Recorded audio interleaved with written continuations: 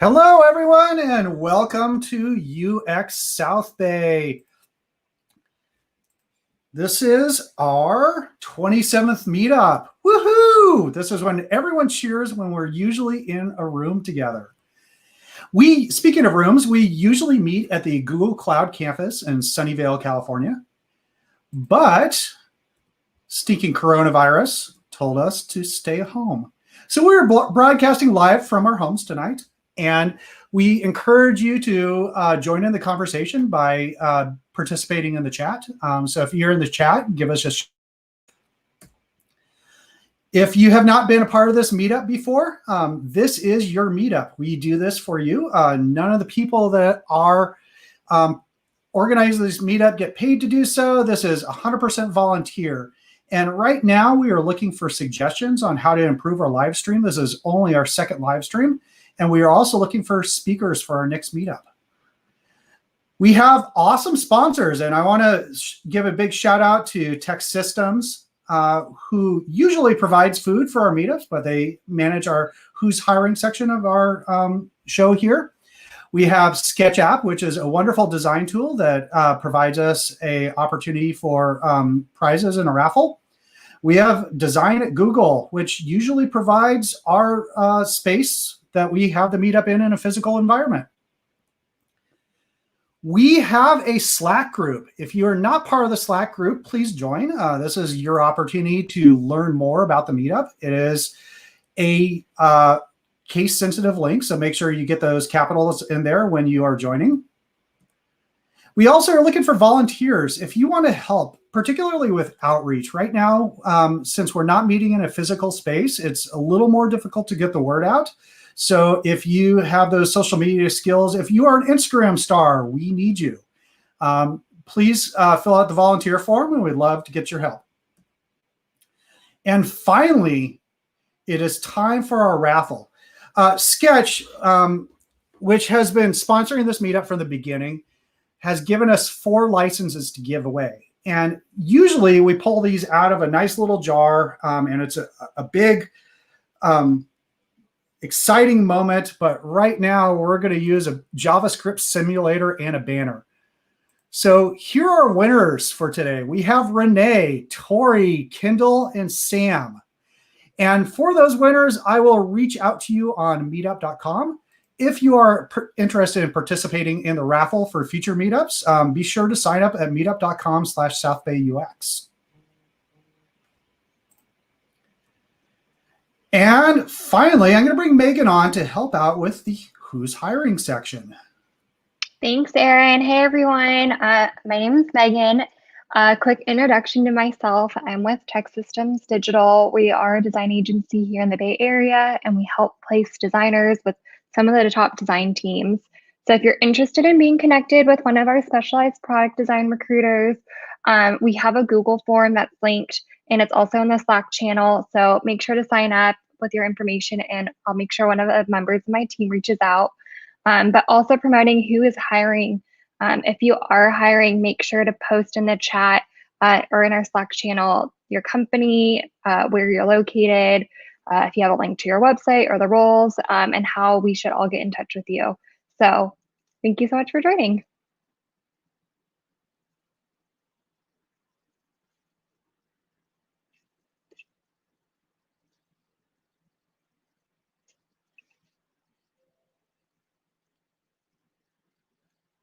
I think you're on mute, Aaron.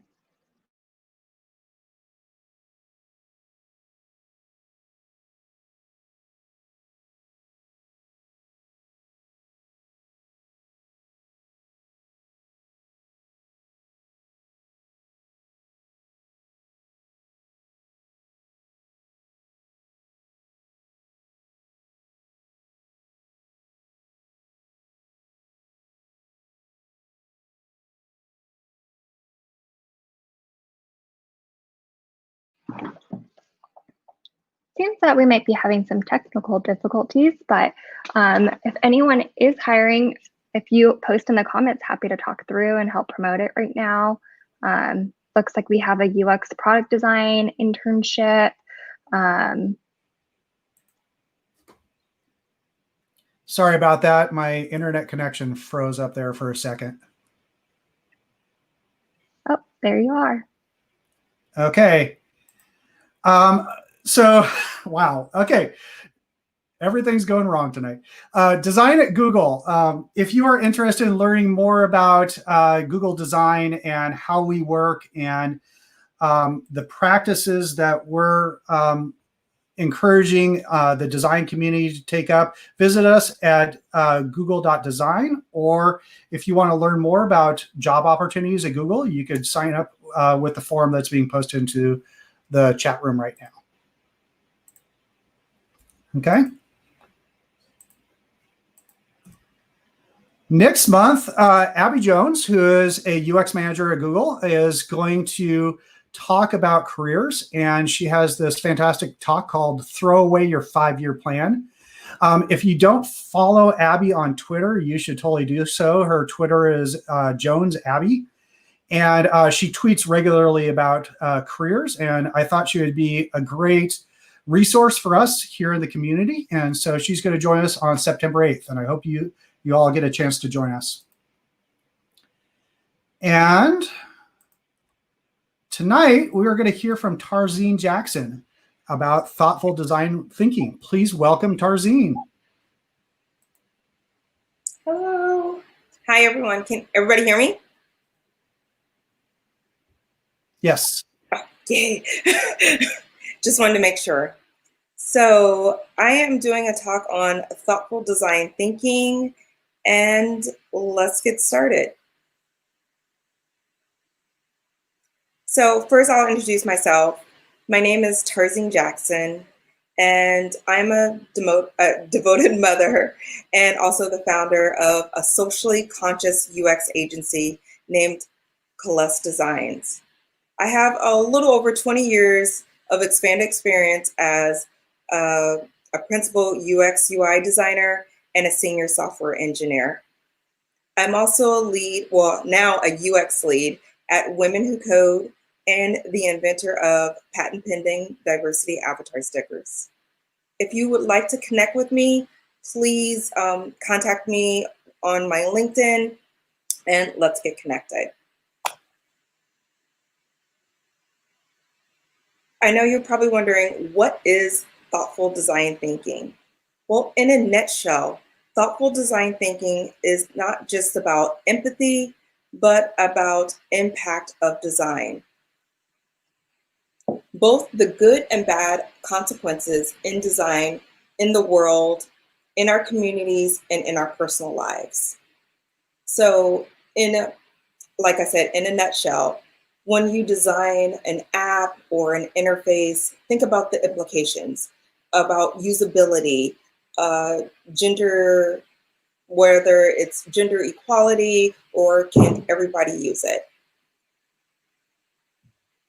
Thoughtful design thinking stresses the importance of influence and instances of incremental innovation by carefully considering implications of design on behavior, on habits, and focuses on sustainable decisions.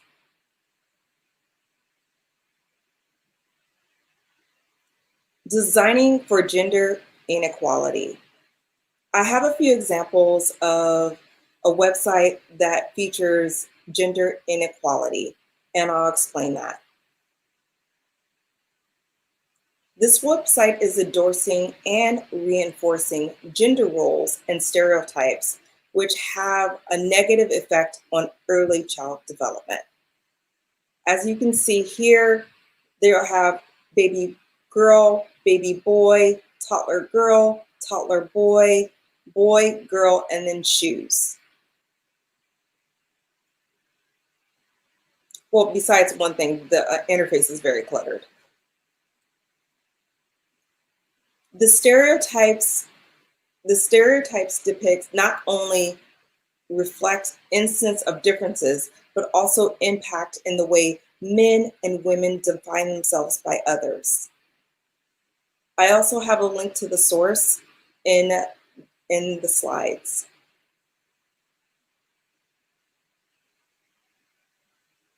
The responsibility of stereotype-prone portrayals is on us as designers.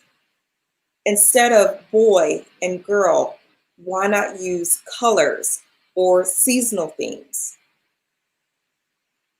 There are neutral colors and seasonal themes that individuals can still shop for without having to put boy or girl. Now let's talk about designing for race inequality. A report from digital and consumer research firm Strategy Analytics said during 2019, Apple Watch sold an estimated 30,000.7 million Apple Watches around the world. As you can see, I am one of those buyers. An estimated 40 million people in the United States have smartwatches or fitness trackers that can be monitored, that can monitor their heartbeats. Was anyone aware that Fitbit and other wearables may not accurately track heart rate in people of color, or also people who have any tattoos on their wrists? And the source is from Harvard Education, and the link is also in the slides. So now we get to SUX. Designing for some user experience is just not enough.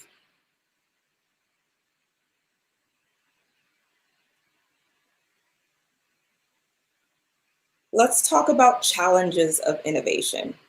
To be successful, an innovation product must deliver three things: a solution, lower risk and cost of change.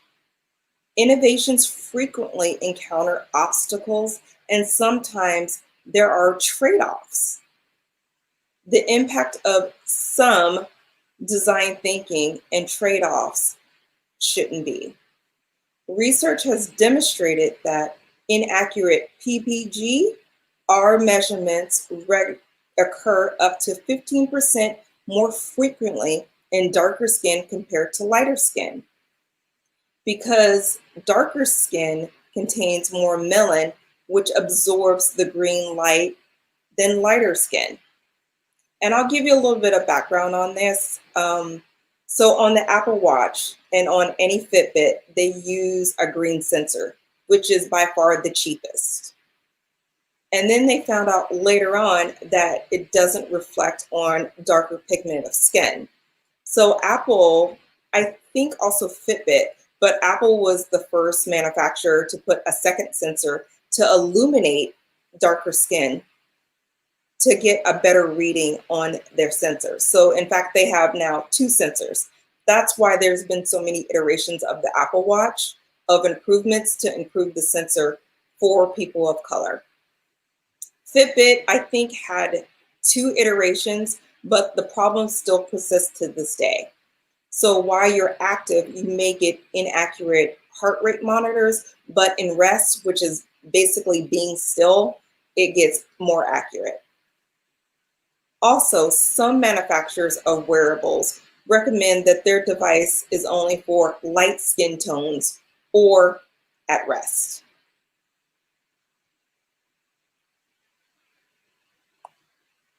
And here's the level of the error of heart rate across skin tones.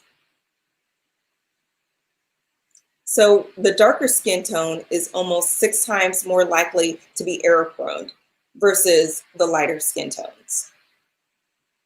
And this source was in the previous slide. The link is also attached at the bottom. It's a very large report, actually, that has all these different sources.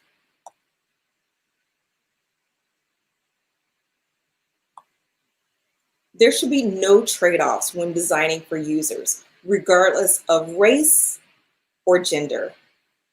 If you want all lives to matter, then Black and brown lives should matter, especially in design. Now let's talk about designing for race and gender equality. I designed customizable stackable stickers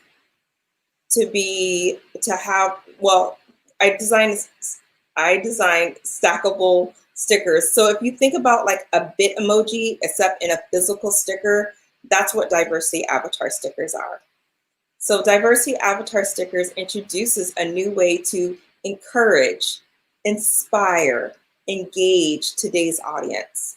Diversity avatar stickers are designed to represent any race, gender, sexual orientation, and in a distinct individual impression.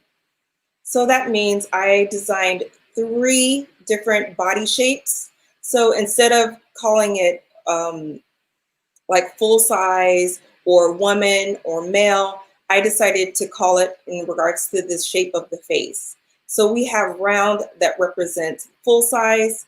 We have oval that can represent anyone because they are the stickers are non-binary, but this is an oval face. And then we have the square face, again, non-binary. And then also we have 13 different skin tones to represent from light all the way to the darkest skin tone. And then I named them in a way that wasn't too polarizing to individuals. And then here's just a close-up of what the stickers look like without any color. And then there's the skin tones again. Seeing yourself represent is essential to grow and strengthen your dignity of this and other generations. Representation in the media is a constant source of controversy. I created these stickers because my daughter is biracial and she can never see herself in a product or in a toy. So I created these stickers to make sure that everybody is represented.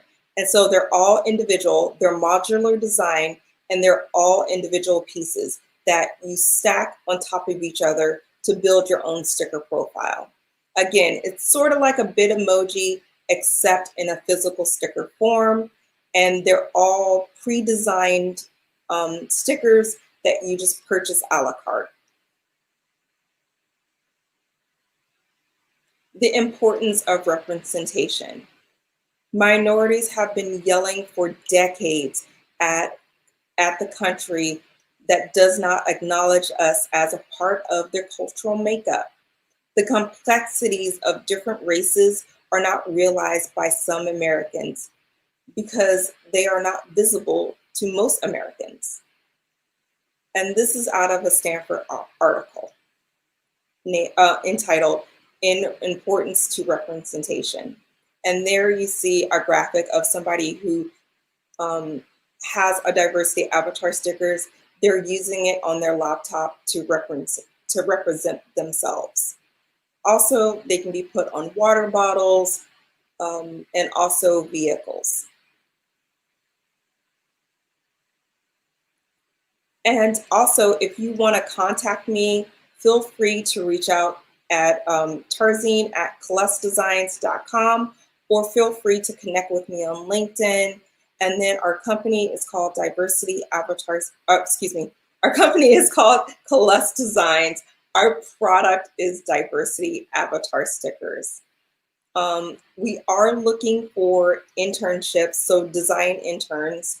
And so if you're interested, then please contact us. Erin's going to publish the link, apply on LinkedIn, and let's connect.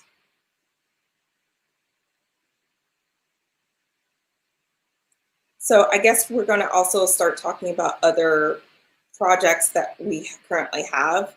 And so I'm going to exit out of this, and we're going to start talking face to face now, that the presentation. So I'm currently working on two more also projects to represent designers in the community. So the first project we're working on is a product that's called Design Sandbox. We're also looking for designers to also interview for this particular product because we're building it for the community. So and then in regards to this, design thinking is, again, thoughtful design thinking it focuses not just on what you build, but the implications of that build. So if you're designing an interface or a product or a physical product, think about how does it affect the community and who are you designing for? And if anybody, I guess I can start with questions. Does anybody have any questions? If you have questions for Tarzine, please post them in the chat and we'll display them, and she can go ahead and answer those. I'm going to paste a link into the chat right now for this opportunity to help with this startup project that Tarzine is working on, the Design Sandbox. If you're a designer and you're interested in providing feedback or being available for a usability study, do you want to talk a little bit more about that, Tarzine? Yeah. So, like I said before, and what Erin said, that we are designing a platform, a platform for creatives, and we are looking to interview designers on every level to understand the pain points. So basically, you're going to be an archetype that we really need to make the product better.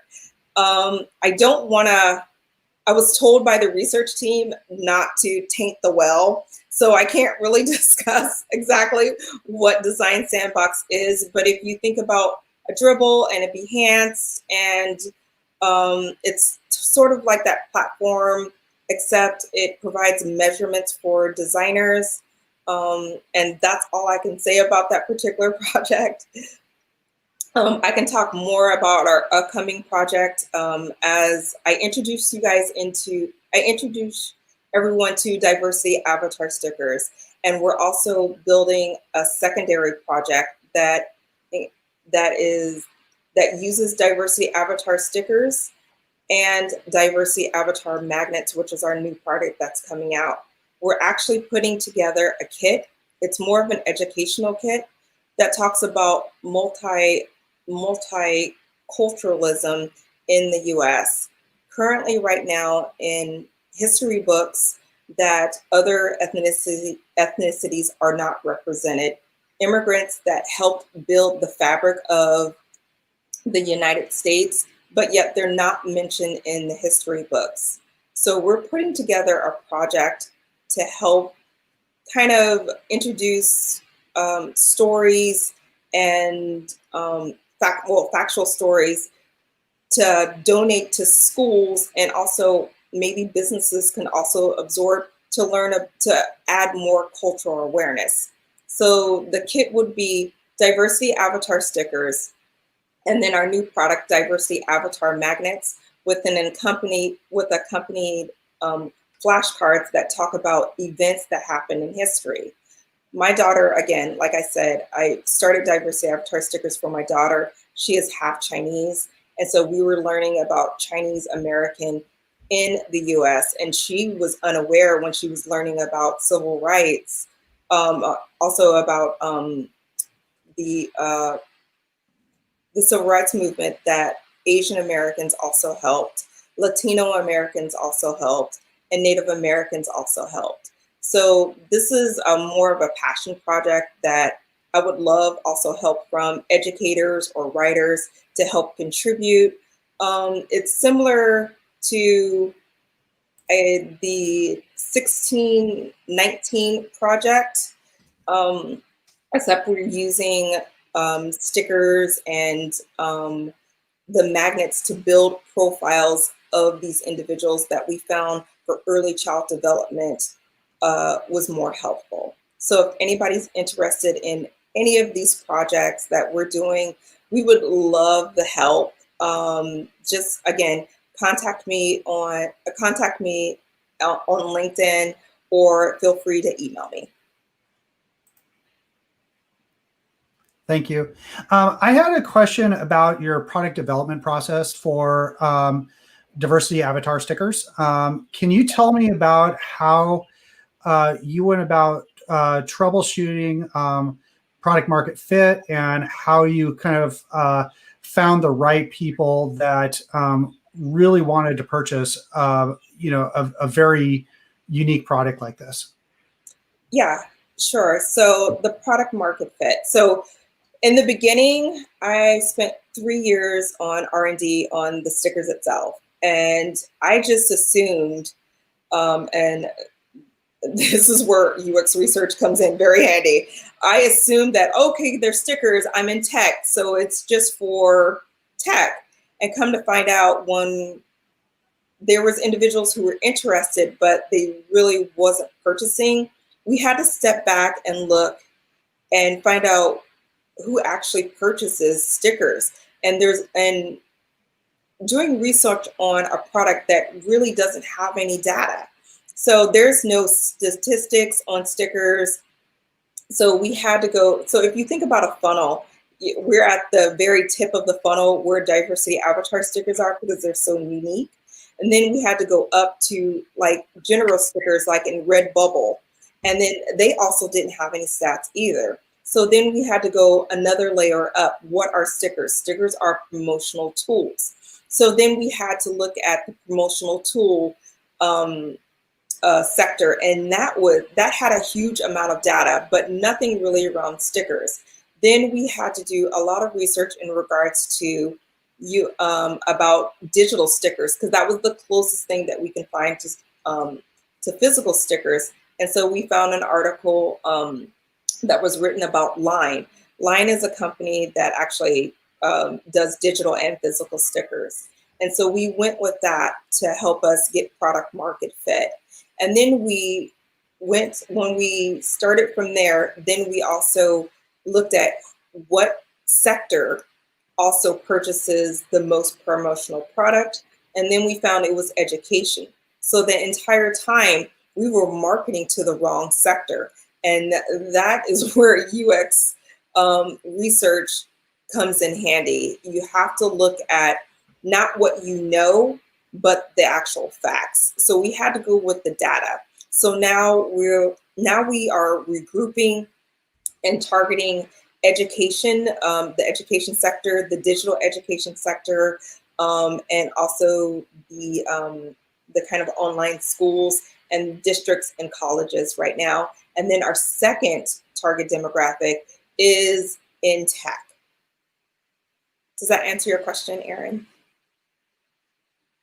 Yes, it does. Thank you very much. We have another question that just came in. Any advice for attendees to get this conversation started at their own orgs about some of the points in this deck that you made? Yeah, I would start with your manager, and talk about. You would start with your manager and talk about that you want, especially if you're at a software. I start with a software agency. So if you build software and interfaces and you're passionate about accessibility and equality in design, and you see something, then say something. Because most of the time, we all see design through different lenses, and maybe it's not that the company might be ignoring you, they might just not know how to fix it. And fixing it from the beginning also reduces tech debt and also design debt in multiple iterations, because usually you have discovery, then you have usability, you go to prototyping, and then you push it out, and then you find all these problems, like the usability problems, where if you did design thinking when you're in discovery or understanding, then it would have helped you with one less iteration. I hope that answered your question. Thank you.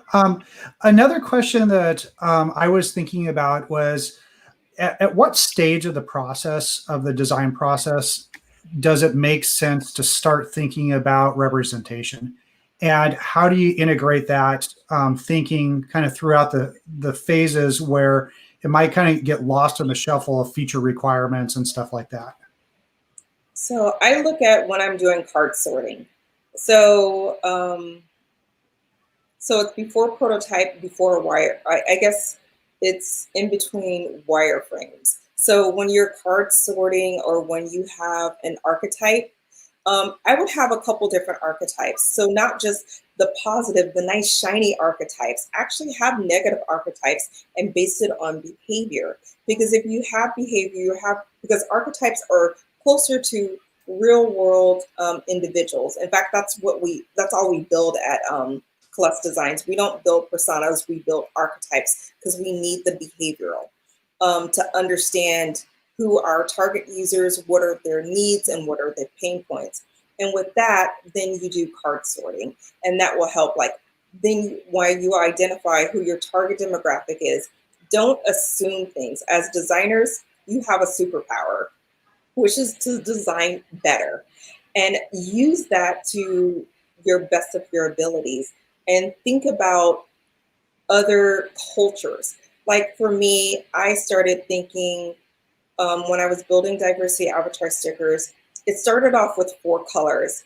And it was, again, I built it for my daughter, but then I thought about other individuals, other ethnicities, other skin tones. And I was like, I can't just design something for a niche individual. I wanted to design something that was global. And it was I had a lot of iterations when I was designing all 3 of the sticker shapes, because all 3 sticker shapes, even though they're unique, I had to think about also production. So when you're making a physical product and you want it global, you have to think about the cost, also the inventory. And I didn't want to have a lot of inventory because of the uniqueness of the sticker. So I had to design the body that when you put a physical shirt on it, that it's for all 3 sizes. And that was the most difficult part. And also with the hairstyles, building those, that was a little bit difficult also, but I made it work, and I had multiple iterations. And then we had usability studies back before COVID. We had individuals that came in and played around with the stickers, told us what they did and did not like. That is invaluable knowledge for you. Awesome. Thank you. Nick Wolf has a comment here.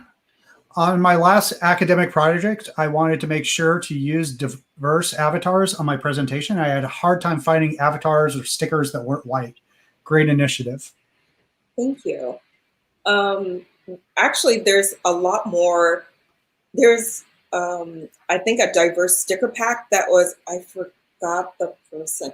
I would have to link it later on. There are diverse avatars now that are free for everybody to use. And then we're also going to be releasing a sticker pack also. Well, not just a sticker pack, a digital sticker pack. And then we have our physical sticker pack. But that's a great initiative to get some diversity into the screens and then also provide representation. So I applaud you for that. Awesome. Rosie has a comment. Yes, line digital stickers is super popular in Asian markets. I wonder if the avatar sticker can be made into digital form. There you go. Yeah, we are working on that actually. We're going to have a digital sticker pack for diversity avatar stickers. In fact, they are digital. So when in the builder, you can actually, when you build your sticker, so it's like you pick your avatar, you pick your shirt accessory, and then you pick your hairpiece. Then once you purchase, you can actually download the physical sticker that you build, and you can use it as your bit emoji. And then you get your physical sticker in the mail, and then you kind of have a matching pair. That's awesome. Yes. Just following up on that conversation earlier with Nick, he got the white ones and used Illustrator to do his best to create a multicultural picture. I think that's important to take that extra time and effort to increase representation. And that's actually a really good question about process. When representation matters to a company, how do you bring that in? And if you're a designer within an organization, you say, yeah, I want to do this. I've talked to my manager. It's okay for me to do. Like what process would you recommend to start building up those digital assets? Those digital assets right now, there are, like I said, there are sticker packs that are out. There are illustration packs that are out there that has more diverse in there, more diverse skin tones and also, I guess, movement also. So they're kind of broken up. I would just start incorporating it into the library. And when you're building your personas, incorporate them also there. I mean, there's a number of things that you can do. There's no rhyme or reason. It's just taking the initiative, and also reach out in a large organization. They do have minority groups. Reach out to them for resources. You don't have to do it all by yourself. There are different, especially with Google, there's multiple organizations that represents diversity. And sorry, Aaron, I'm using your company as an example. But again, there's Blacks at Google, Asians at Google, Latinos at Google. Reach out to all those groups because they can also help you with your diversity efforts. So again, you don't have to go it alone. Also, reach out to me and I'll send you resources myself, or either I'll create a sticker pack for you that you can use for your company. I also wanted to ask you a question about entrepreneurship. You are starting a new product line right now. I know you have a couple of different things in the works. What advantages do you see that people of color have as entrepreneurs that maybe the stereotypical white male doesn't have? Let's see. That's a good question. For me, it's not too much of an advantage. I would call it that we put in, like, for minority, we have to put in more work because we don't get the funding. We don't get the funding, we don't get the help. And so we have to look at every angle and make sure our product is always better than the next product that's out there. I wish it was more equality in regards to funding to help individuals. I joined a group called the Palatine Group that helps minority founders, not just minority founders, but any founder that's a tech founder. And they provided so much assistance. And it's not just reaching out to VCs and getting funding. They actually provided more of a community that there's startups in different stages, like an A round, C round, or pre-seed round that can help you kind of navigate through those choppy waters. Because when I first started entrepreneurship, I was really, really green and I didn't understand, or I didn't know what to do. It was a lot of guesswork, but I know in order for me to be successful, I have to join a network or a group to help me elevate myself to get to where I need to be, to get to a profitable company. So definitely networking helps, but the right type of networking. Think about building more relationships than just transactions. And that is what makes a successful company. Thank you. We have a question from Kate. Kate says, it was mentioned that there are trade-offs. What's your advice in creating designs that are inclusive to avoid having to compromise? It's a good question. That is a good question. So for me, And I'll go from diversity avatar stickers. So I had to think about production, and the trade-off was either having 4 skin tones or 13 and managing them. And at the end of the day, I decided to go for 13. The trade-offs were when I was first designing, I was thinking that, in regards to inventory, cost, skewing, and all those things come into play, because when you're innovating something, and then you have to think about the cost, and if it's a physical thing, where it's going to be located. So, you have to manage that. And then I was looking at, in regards to cost of stickers, having 13 instead of just 4, was that if I don't do this, then who would? And so sometimes you just have to, jump in, jump in with both feet. And I wanted to make sure that I didn't leave anybody behind. And sometimes it does come at a cost, but I manage it with that. One of the manufacturers I'm using, that we can do short runs. So instead of having to purchase like 2,000 stickers, we only purchase like maybe 500 or less, or sometimes less. I think it's the lowest is 500, and that's something that we can manage. And then if you're selling it like on an e-commerce, and then put in the amount that you have. So then individuals also know that this is a short run, or this is running out of stock, then purchase here. I hope that answers your question. Thank you. Are there any other questions? Okay, well, thank you for your time tonight.